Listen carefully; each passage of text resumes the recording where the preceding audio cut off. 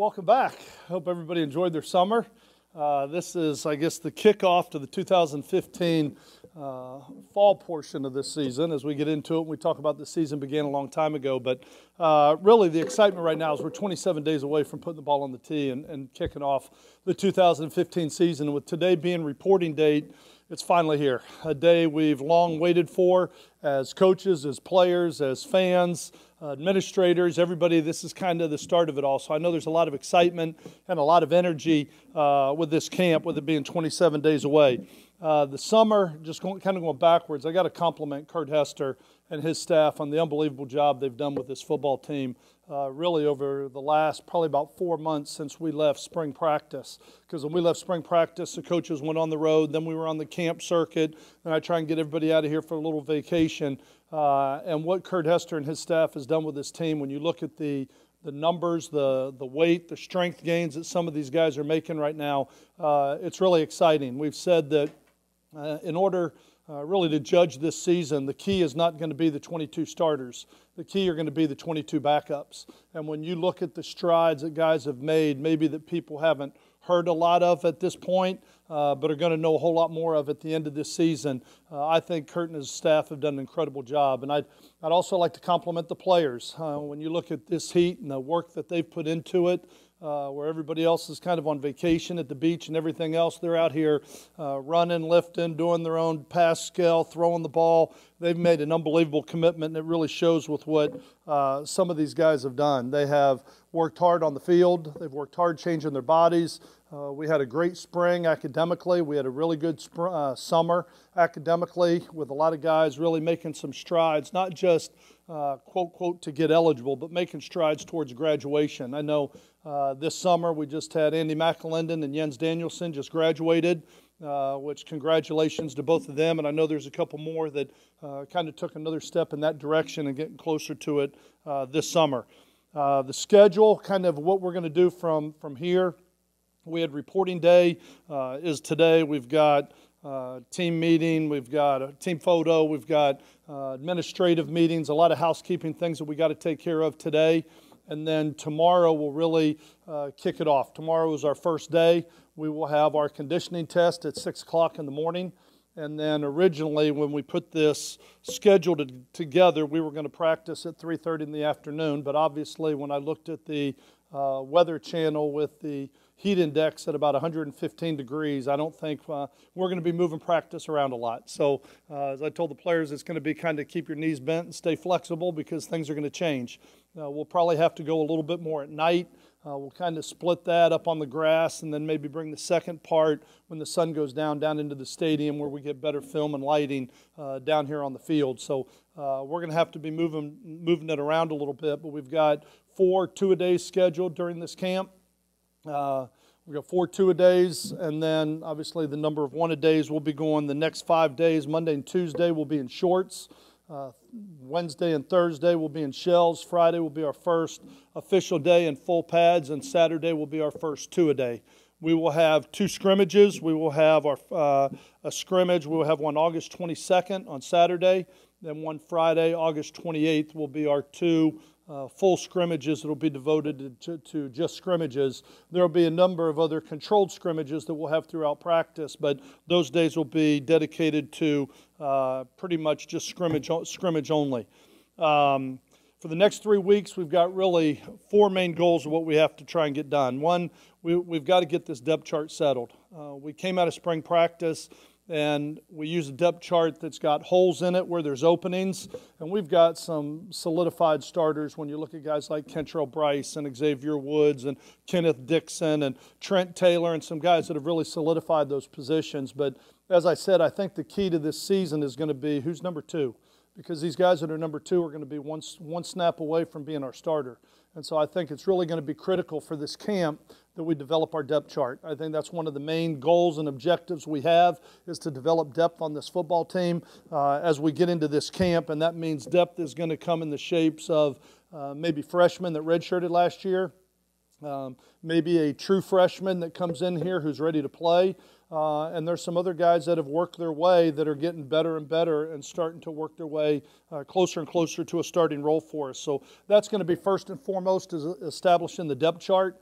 as we go through this. Number 2 is going to be develop our Dirty Dozen. When you look at our football team last year, we made huge strides on offense and defense, scoring points on offense, creating turnovers, getting stops on defense. But the one area where we can really make huge strides as a football team this year is going to be in the special teams. And that's where I think we've got to make the most significant work. When you look at what we call the big 4, punt return, kickoff return, I don't think we were in the top half of any of those in the conference. And that is an area that we are making a huge stride towards from an improvement. We've got to polish some things. Our third goal is to make sure that we can get our offense and defense kind of playing at a high level early again, which I'll talk about in a second. But just try and garner the Houston Bates and Cody Sokels and who's going to step into those roles for us. And so I think we've got to be able to polish up where we are as an offense and defense. And the fourth thing, and I talk about all the time, is the melting pot is developing a team. We got to bring this team together. I think 30% of this football team is new. There's going to be over 30 new faces in that team meeting. And so there are a lot of guys going through this for the very first time, and we've got to bring everybody together, playing as one common unit, as kind of one heartbeat, one goal with what we're trying to do. And so those are kind of the 4 main goals that we have over the next really 3 weeks, because our camp is going to be 3 weeks long before we get into the season, as we're only 27 days away. We've got some additions to the roster that I can talk about now. One is Alfred Smith. He is a wide receiver. He's a transfer from Utah. We recruited him out of high school. He transferred in here. He is a true freshman right now. He will be ineligible to play this year. He will have to sit this year, but he will have 4 years of eligibility after this. So he will be one. Bobby Holly from Farmerville is coming in. I believe there's 4 new faces, new walk-ons that'll be first-time players in our program coming in. So we've got a couple additions. We do have some deletions as well. I normally talk about this one time during the year, so some of these may be a little bit redundant, but a guy like Jabari Pruitt, who graduated at the end of last season, was able to secure a job and to move on for his professional career. Michael Jacob, Tucker Etheridge, Tywan Walters, and Solomon Hunter are all transferring and will not be in the program this year. And then out of the, I believe it was 20, out of the 24 freshmen, Jamarian Johnson did not meet the academic standards he needed to meet and will not be with the program in the fall. There are 99 names right now on the roster for reporting. 99 names, which gives us one more spot to bring somebody in with where we are, but we wanted to save that rather than just rush to it. Couple things. There will be, I know, at least one and probably more as we go through camp, but Michael Mims, who is a walk-on from West Monroe, will be going on scholarship. This is going into his 3rd year in the program. He redshirted his first year. Played an integral part for us last year on special teams, played a huge role late in the season with some of the linebackers being ineligible, and the guy he does everything you ask him to do, and he's going to be a main part of this football team, definitely the Dirty Dozen, but will help us on defense as well, and he will be going on scholarship. The schedules, we get into this, the football schedule, the actual games is going to be a challenge for us. We've got to be playing at a high level early. We start with Southern, like I said, which is only 27 days away. Southern ended up being a 9-4 football team last year. They won their last 7 games of the season.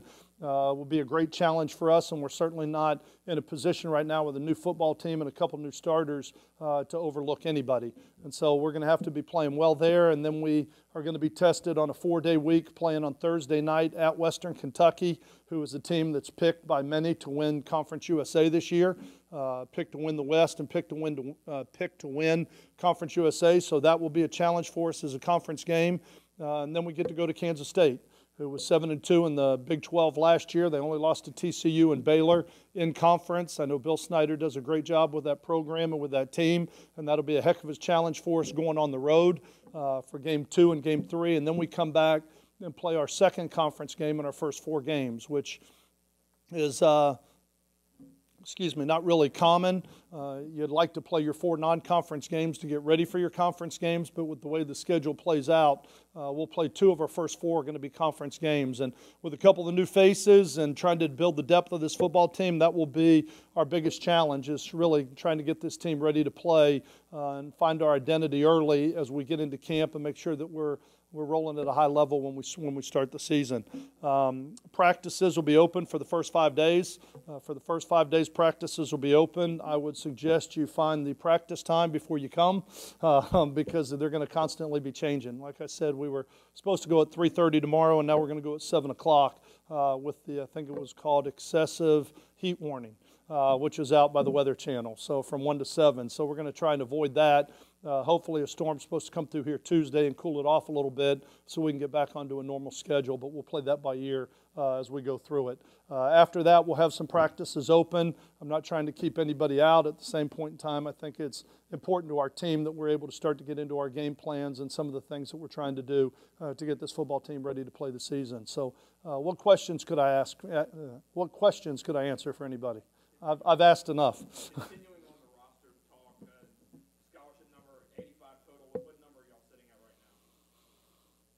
I think we're at about 83.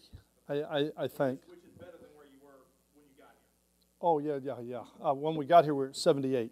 Well, we have been, you're allowed 85 scholarships by NCAA rule, but when 33 walked out, you're only allowed to have 25 initials a year. So when 33 walked out, we were at 70, I believe 77 scholarship players, 78 scholarship players year one. Last year, I ended up putting 6 players on scholarship, and it still only got us to 82. And I think right now we're at 83, but have the ability to go to 84 unless we put another walk-on on scholarship. And then another one, Donald Freeman, originally, I know y'all were with a gray shirt. Yep. Is he full-blown? He is brought in with the freshmen. He came in for the summer. Was admitted during the summer. When we had originally signed him, we were looking at our linebacker numbers, and we were getting full in recruiting. So told him that we'd like to bring you in fall camp, but if we don't have a number, then we'll definitely bring you as a gray shirt. And it worked out. The numbers worked out with some of these other young men making the decision to leave the program. It opened a scholarship in that number and gave him the ability to come in the summer. So he's been here from the beginning. Probably the biggest question mark as far as depth chart goes would have to be your backups corners. Mm-hmm. What have you heard from your true freshmen? I know you haven't been able to see them. Right. What's the initial response from their teammates and from Kurt? We'll get a lot better feeling after the first week, kind of on where those 3 are, but we brought all 3 of them here. You know, you've got Roland Dunn, who's been in the program, and then you brought in 3 freshmen who were looking to make an impact. We're looking to come in and create some depth for us. You've got a couple guys that are at safety. We have 6 DBs total that we brought in with this class, which is a lot for 4 positions, but we brought in 6, and really probably 4 of them could play corner. And if we have to move a guy like Jackson out to corner, if he becomes the best one, but we're not going to do anything till after about the first 4 days when we get through this 5-day acclimatization period, and then we'll make some decisions on who we're going to put where when we get a better idea to look at him. But Kurt was very high on the freshman class, just their work ethic, the way they came in, the way they worked together, the way they're doing things. Freshmen come in kind of with big eyes, like just tell me what to do and I'll do it. But they're a pretty neat class. I'm really looking forward to getting on the field with them, watching them play. Yeah, Bobby Holly, I know that's a new name. What kind of role do you see him playing down the road? He's a big body, I know. He is a big body. We brought him in. He's he could be a fullback. I mean, you look at him, he's about a 230-pound, 6'1", 6'2", 230-pound body right now. Could be a tight end, an H-back, a fullback type body, and we're excited to have him in the program.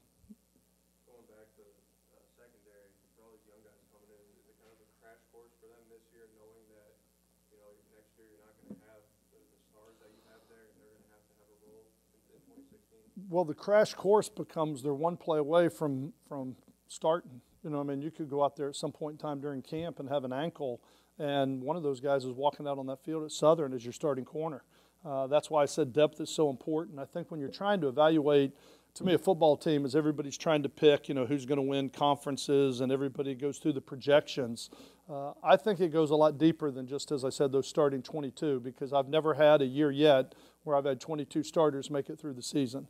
You just don't know what position it's going to be that may have the injury bug. And so that's why I think it's going to be really important for those guys. There's a great chance for all three of them to play this year because it's not just as a corner, but it could also be on special teams. But if they're ready to play, they're definitely going to have the opportunity to step on the field as a freshman. And then, as you said, then it goes into your long term where a year from now, you're going to find out if you've got two guys in that mix that can become the starters or if you have to go out and maybe open your eyes for a transfer or a junior college player in recruiting for next year. How quickly would you all like to have that offensive line solidified? I know you've got probably 7 or 8 guys that can play 5 positions. How quickly do you want to have those 5 down? You know, I'd love to have it finalized by our first scrimmage, which is the 22nd. And that'll give us 2 weeks of those starting 5 guys really working together. But there's some things that we have to look at and some things that we have to move around. I think, you know, it's a comforting feeling to have Kirby Wixon back for his second year at center. This is the first year that I've been here that we've had a returning center, and that's huge when you don't have to have your quarterbacks be half gymnasts to take a snap back there, you know, with them flying all over the field.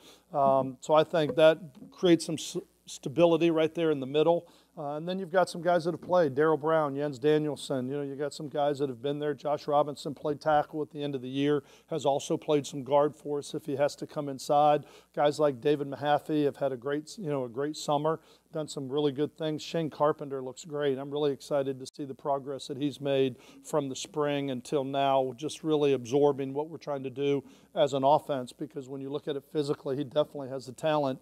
And then there's 3 freshmen in that group right now that every one of them can walk in that door and they look the part. You know, it's just, are they going to be ready to kind of pick it all up mentally? So I'd like to give the incoming freshmen about a week to 10 days to start learning the offense, to see what they can really do, and then start to make some final decisions after that first scrimmage on August 22nd, where at that point I'd like to have our depth chart pretty much set.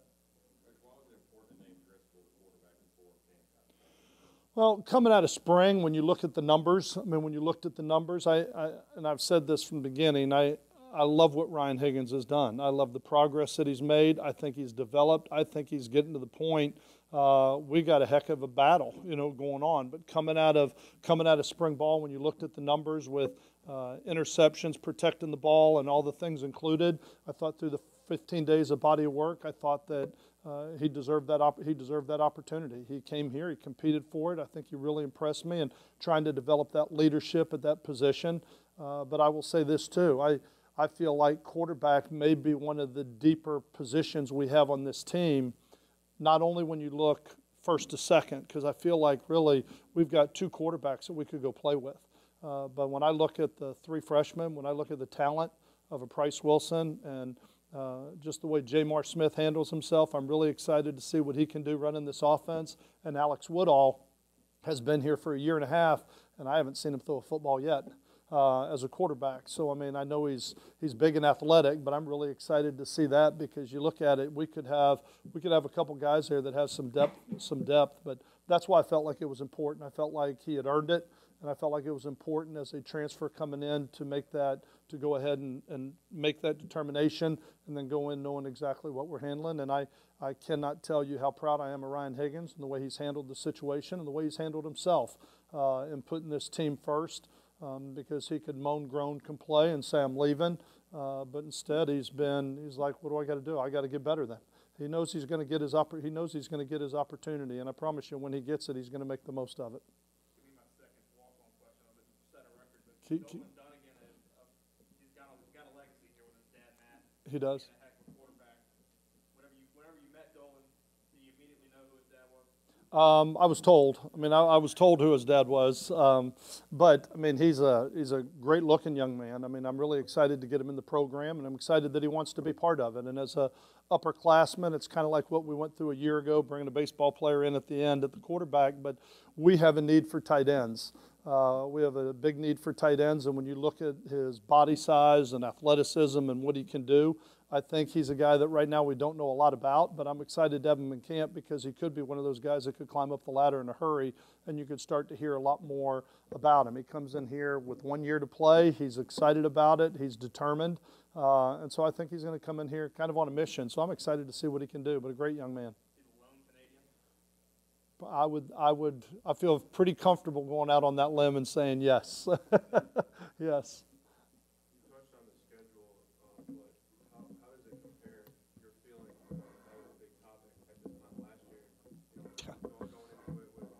Oklahoma and Auburn. And Auburn on the slate. I know you have Western Kentucky in week 2, but it seems it's a little bit not as scary as it was last year. Well, you have two teams last year that were both preseason top 5, and you're opening the season at Oklahoma. And we had so many new faces last year. You know, I mean, so many guys that were really stepping in for the first time, playing their first college football game, and definitely playing their first game at Louisiana Tech was at Oklahoma, and that's not exactly the place you want to go cut your teeth as a quarterback taking your first snap of college football. So, yeah, from a non-conference schedule for those two giants, so to speak, that we're playing, I still think, you know, Mississippi State is probably as good as they've been in a long time right now, having a Heisman Trophy candidate at quarterback and the success that they had last year. It certainly isn't going to be easy. And then going to Kansas State, like I said, I mean, they beat Oklahoma last year, you know, when you look at it, and they lost to Auburn right at the end in a really close football game. So I still think they're two really good football teams. I just think the challenge for us is going to be Western Kentucky, second game of the year on the road. Having to play them in a short week is going to be a challenge, and you're going to have to be playing well, because everything that we talk about and everything we play for here, we talk about the conference. We talk about Conference USA, the West Division, and what we're trying to do, and we're going to have to be there early this year. How do you see the linebacker situation playing out? Right now, I'm excited to get Nick back. Nick Thomason, who has had, in the last 2 years, has had 2 shoulder surgeries, had his both labrums repaired. So this has been the first off season that he's had since he's been here. So I'm excited to see him healthy, because even when he played last year in a limited role, he's playing with one arm. And so I think for the first time he's going into a season healthy. I'm excited to see him. I really like, I think what Bo Feed is doing right now. I think Bo Feed has a chance to have a really special year. I've been really impressed with the spring he had, the development he had. He's played his role. He's waited to be a starter. He's waited to be a leader, and I think he's making the most of it. I think Bo Feed will have an outstanding year, and I see those two guys kind of in the middle. Ryan Ferris is another guy as a freshman last year, started at safety, moved to Sam, moved over to Will, keeps moving closer to the ball, but he's shown a lot of promise in what he's doing in the spring as well. And then I believe there's 4 freshman linebackers that just came in this year as freshmen.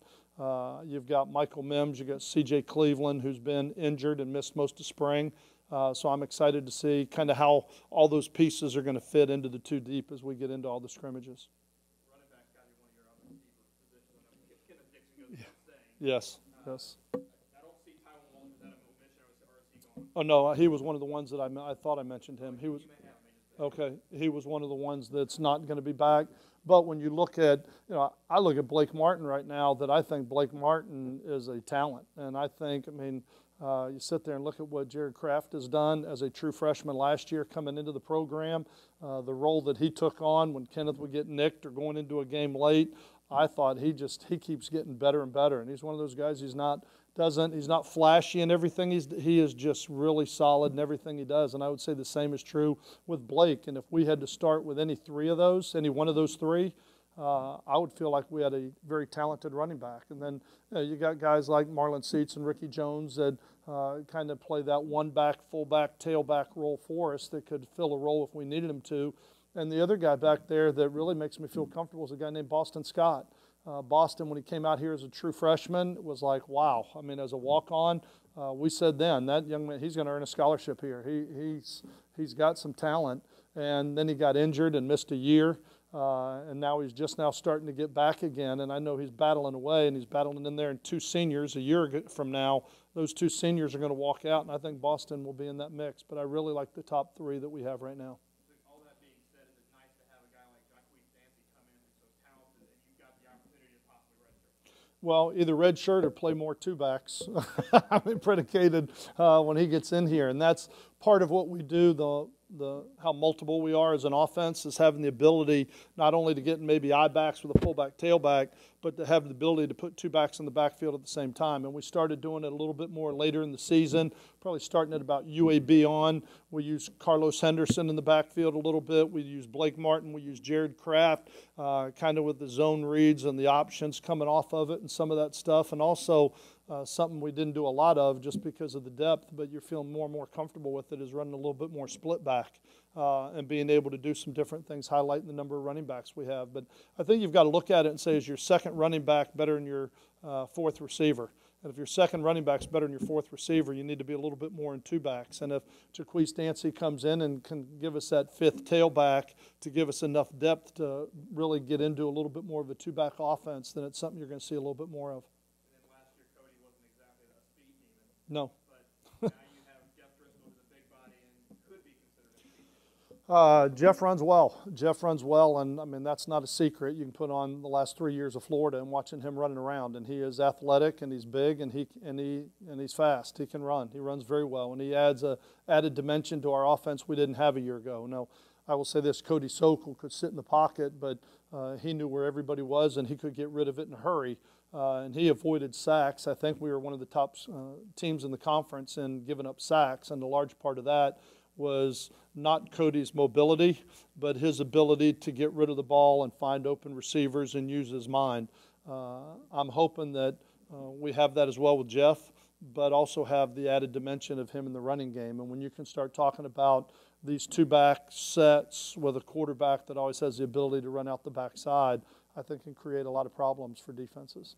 You know, we did not bring Jeff here to be a runner. As I've said, I mean, we recruited, you know, when you start talking about Kenneth and Blake and Jared Kraft and those tailbacks to be the guys to carry the ball. But if he can, with some of the zone read stuff, if he can pull the ball down and keep defenses honest and carry it a handful of times a game, then I would think that that would be exactly what we're looking for out of Jeff. It's not going to be a thing where Jeff's going to be running, 25 called runs for our quarterback, but it's definitely a dimension that you'll see a little bit more of than you did a year ago. Will the offense change much with him? Yes and no. You'll highlight different things with it. I mean, the terminology and the base formations, it'll look very similar, but some of the things that you do, instead of trying to block a backside end, you'll read a backside end. I mean, there's different ways to do it, but it will remain pretty much the same. You'll just maybe see some formation changes and maybe a little bit more with the two backs, as we talked about a minute ago. But there will be more options for him to run the ball than we had a year ago. I'm excited, get us through camp. I mean, he had the surgery at the end of the season, progressed along nicely. I mean, the biggest thing with Paul, we got to keep pulling back. Getting into 4 2-a-days in camp, as grueling as it becomes, we just got to make sure we're smart with them. It will probably be, I would imagine hopefully it's about 5 steps forward, 1 step back, where we're making strides being 9 months into the recovery of the surgery. But I would think that there's maybe some days we may have to shut him down, and not let him run today, just to make sure that when it starts to get sore, pull back a little bit so we don't put him in a position where he's going to injure it further or do something that's going to make it a lingering injury for the rest of the year. Coach Baker was on the staff with Coach Diaz last year. Will there be any big differences between this year and last year? No, not really. I say not really. I mean, the base of it will be the same. Obviously, it won't be to a T. There are some wrinkles that we kind of played with a little bit when you go back and you watch your film and you see what some other people are doing and you visit some other coaches and other schools and you see some of the wrinkles they're putting in. We'll add some of that, but the base of it, I would say 80% of it will be very similar to how we did things a year ago. Now, saying that, I mean, after 12 games, people still don't know what we did last year. I mean, because of all the different looks that we give and how multiple we are with it. But I think that the system with having that kind of like that wild card position, that can be a Houston Bates, can be a rush end, can drop into coverage, can be a stand-up linebacker, can do some different things, can take a very conventional defense and make it very unconventional in a hurry. It's kind of like a long time ago, I watched Willie McGinnis with Southern Cal when I was at Notre Dame and we used to play him. And, they were moving him all over the place. And, I mean, the game was over and you're still trying to figure out what they were doing because they had so many different looks. But it will be the same in that it will be different. How's that?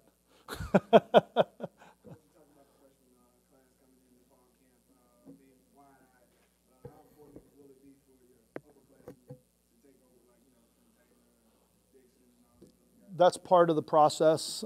Freshmen are freshmen all over the country. They're going in all over the country. A lot of them are going to have the opportunity to play, and some of them are going to have the luxury to be able to redshirt. But one of the programs that we installed here is a Big Brother program where every one of the freshmen will be given an upperclassman to be his big brother, and it's something that's, there's some people that say, oh yeah, this is my big brother, and then, you don't do anything with it. But we do meals with it, meetings with it. They got to learn a little bit about their brother, introduce their brother, things like that, just trying to bring them in. We're not a hazing program. We have new additions. We have newcomers. But as I tell the upperclassmen too, that, we're going to need the freshmen to get to where we want to be. We're going to need some of these guys to step up and play, and I don't know exactly which ones it's going to be, but we need to bring them into the team as quick as we can. And then I tell the freshmen, we didn't bring you here for us to become you. We brought you here to become us, to learn how we do things, and we have a particular way we do things, and respecting the guys that are already here, because as I tell the freshmen, they're walking in now, but we had a team meeting in January talking about this football season. That's when this season started, so they're kind of getting on the ride halfway through. So right now, just come in, be humble, work hard, and see if you can find a role in this football team for the 2015 season. And I think the upperclassmen, they get it. They get it and they understand it. The culture right now that we have on this team with a lot of the upperclassmen, when you talk about just Trent and Paul and Connor Smith and a Jeff Driscoll, and we talked about the running backs with a Kenneth Dixon and a Blake Martin and an Xavier Woods and Kentrell Bryce and Bo Feet and Dora and Butler. You go through it. We got a lot of guys that have played a lot of football that have been around here that understand what Louisiana Tech football is all about and how we're trying to build it. And I think they'll do a great job as mentors and big brothers to these freshmen that are coming in. Last year, Carlos had flashed in some games, word emphasis there. Other players that flashed like him, who might you be looking at in terms of them making that next step to be able to do it over a 12-game season and not in spurts? That's hard, and I say it's hard. There will be guys, like I look at Deldrick Canty. I think Deldrick Canty as a defensive end will have an opportunity to really be a special player. But it's going to be the first time he's played a major role as a starter. Is he ready to play every snap, 12 games at a high level? I don't know. Hopefully Carlos Henderson's matured a little bit more as a football player, and he's ready to be that player week in and week out. But a lot of that comes with maturity, and it's just hard to say who's going to be able to handle it, because it's a pretty tough thing to determine until you put him out there on the field and in the lights out there in the stadium. But I think there's some good young players redshirted. I talk about Shane Carpenter, who I think has a chance to really step in and play a major role. I think a guy like Connor Smith will play a bigger role than he has. Deldrick Canty, Jalen Ferguson are two defensive ends that I think will be heard from. So I think there's a couple young guys that I'm excited about watching how far they've progressed and developed since spring practice. Defensive line position we haven't talked about much. You lost probably your biggest playmaker on defense there last season. I know you don't necessarily replace the Houston Base. Right. How do you feel about that group as a whole and your two deep going forward? I really like, when you look at ends, I think we have three ends that have proven to me through spring practice that they're getting there. Obviously you have a guy like Vontarius Dora on the other side, but then Deldrick Canty and Jalen Ferguson are going to have some pretty big holes to fill. You've got guys, you got the two freshmen in Brinson and Turner coming in here, and then you've got a guy like Matthew Udarga, who was a walk-on last year, who sat out, who kind of made some inroads in the spring and did some good things. So I think you've got kind of three known guys and maybe three unknown players there, but I think there's the talent is there, and the same thing on the defensive line. I really like, obviously, you can't say enough about Vernon Butler and what he brings to the table, but having guys like Aaron Brown, who played for us last year, and then you put Cedric Johnson, who sat last year. You put Tyler Porter in that mix, who was in there. And then you've got a couple more freshmen that are coming in at the defensive line position that I think are going to have an opportunity. Like I said, you've got a Butler and a Brown that have played, and then you've got about six guys.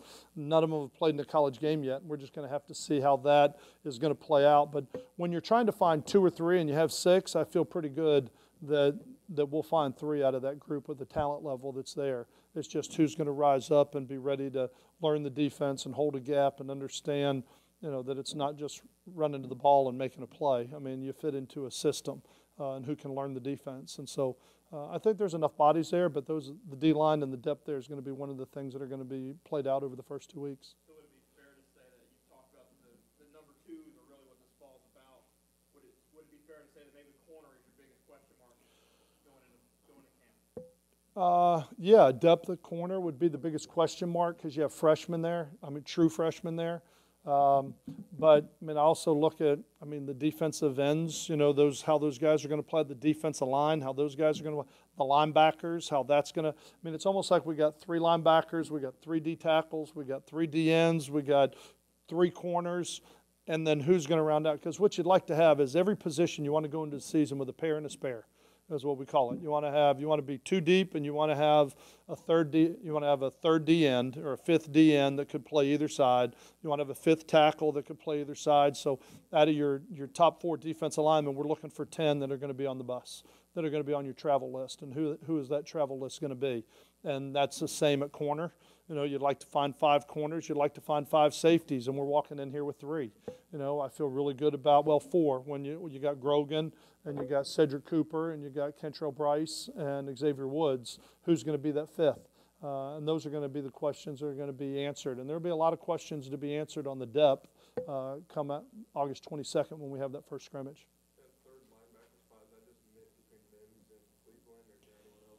Well, there's a lot of options there. You can get into nickel and move a Grogan down there and play nickel defense, and he could be that Sam. You've got Michael Mims could play it. You've got C.J. Cleveland could play it. Out of the freshmen, there's a couple freshmen. We're going to find out who could be a Will, a Mike, and a Sam. And really the Sam position is just a remove linebacker with all the spread offenses that you play now, and a lot of people go to nickel. If you can find that guy, for us last year was Terrell Penson, you know, that could be an in-the-box linebacker but also be a space linebacker. And if you could find that, that would be the best of both worlds. But if not, you may have to, you know, play a nickel and play with 5 defensive backs and play an extra safety, but then you need more depth at safety. So we'll have a couple options for that, but there'll be a number of guys in the competition for that Sam position. No, he's going to be a safety, but if we move him, it'll be that nickel line. You know what I mean? It'll be like more of a 5th defensive back more than it will be. We're asking him to go to will linebacker and sit in the box and play a 4-2 linebacker. We're not doing that. We're not going to move him into the box. We'll look at maybe playing a little bit of nickel with him, but I think when you look at his body size and type, he's definitely a prime candidate to fill that role. Coach, this might be a little bit of a reach, but with having 2 quarterbacks transferring over the last 2 years, do you think maybe there's some hesitation from recruits coming in, seeing that you brought in these guys from other programs? Maybe there's a little bit of a hesitance from guys coming in at the freshman level. I might not get my shot, you know, right. Work my way up. So just be competition anyway. We've been very clear about that. To get out of the hole we were in when we came at the quarterback position, really having a freshman in Ryan Higgins, was that we were either going to have to take a junior college player or 2 at the quarterback position that could be here 2 years, or we were going to have to look at taking 2 freshmen. And we didn't like what was out there from a junior college standpoint a year ago, so we took Cody Sokol. We looked at, do you take a junior college player this year? And I liked what showed up with Jeff Driscoll. And so I'm not trying to be quarterback transfer you. It was what we were looking to, how do we get out of a difficult situation? Because really the only upperclassman quarterback we've had, you had Ryan Higgins was a redshirt freshman and a redshirt sophomore the first 2 years we've been here. And when you look behind even a Jeff Driscoll and a Ryan Higgins this year, you're going to have 3 freshmen. When you look at Price Wilson and you look at Alex Woodall and Jamar Smith. So we're going to have 2 upperclassmen and 3 freshmen, and ask Ohio State how important that 3rd quarterback was, you know, and stepping into a season. And so I think, as I talked to Ryan about it, I think to be fair to this football team, we needed to bring another upperclassman into it. But when you look at a year from now, you're going to have Ryan's a senior, you're going to have 2 redshirt sophomores and a redshirt freshman, and I feel a lot better about the depth at quarterback at that position. So it's not a thing where we're trying to make that our MO and that's how we're going to build this program over the next 10 years. When I look at Jamar Smith and the talent that he has and the type of athleticism he has, being drafted from the professional baseball draft, deciding to come to college, and I'm really excited to see what he can do. And Price is a young talent, and then with some of the feedback we've got from the high school recruits, I don't see that right now that we can't get a young quarterback. Some of the young quarterbacks we have, maybe some of the more talented ones we have, I'm just not sure they're ready to play, and I'm not ready to put this team on the shoulders of a freshman quarterback.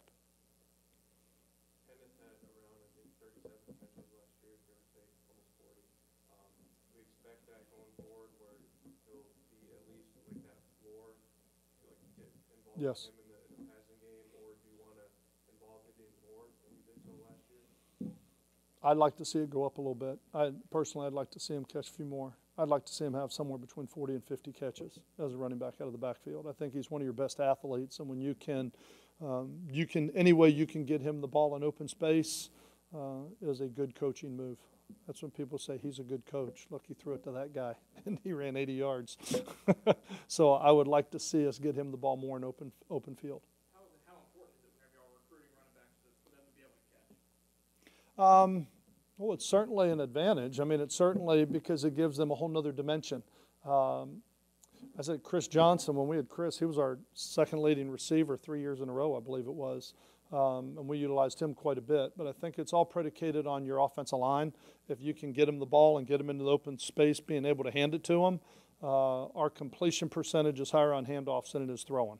So if we got to hand it to him to get him the ball, but if I can't get him in open space that way, then we're going to have to be able to spread him out and utilize him a little bit more in the passing game. And it was something that we started doing more last year, and it's something I think we'll continue to do.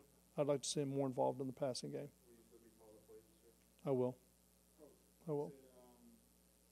Deion said when you look good, you play good. You guys, y'all look good last year. You won all the Dallas Bowl. Yep. You got the new South End Zone. Yes. Yes. It's a new morale. What do you think the morale for the guys is right now? I think morale and culture, I think right now is I got to kind of keep pinching myself and saying, you know what, just bring it down. Let's just bring it down a little bit because there's a lot of energy right now. There's a lot of energy. There's a lot of excitement. I think with the success we had last year, especially against the bowl teams that we played, I think the players love the white helmets and the look, and the unis look really good. There's a brand new turf out there. There's a brand new South End Zone.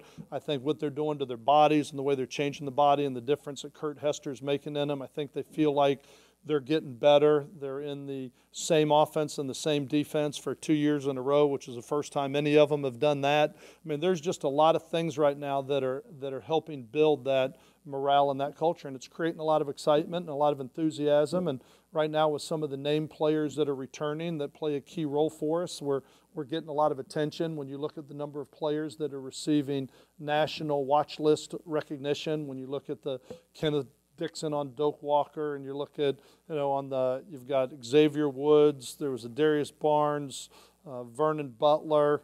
I saw Carlos Henderson was on the Paul Horning list. I mean, I think there was about 8 players that were on watch list, and I think for the first time, somebody told me for the first time we got votes preseason, which is the first time that's happened. I don't know, I'm not going to say ever because ever's a long time, but what it was told me, first time in a long time we've gotten votes in the preseason. So I just think, there's a lot of excitement, a lot of energy, but I promise you the expectations in that locker room are a lot higher than they are outside. I mean, but I keep saying this, that as you build a program, you got to learn how to win.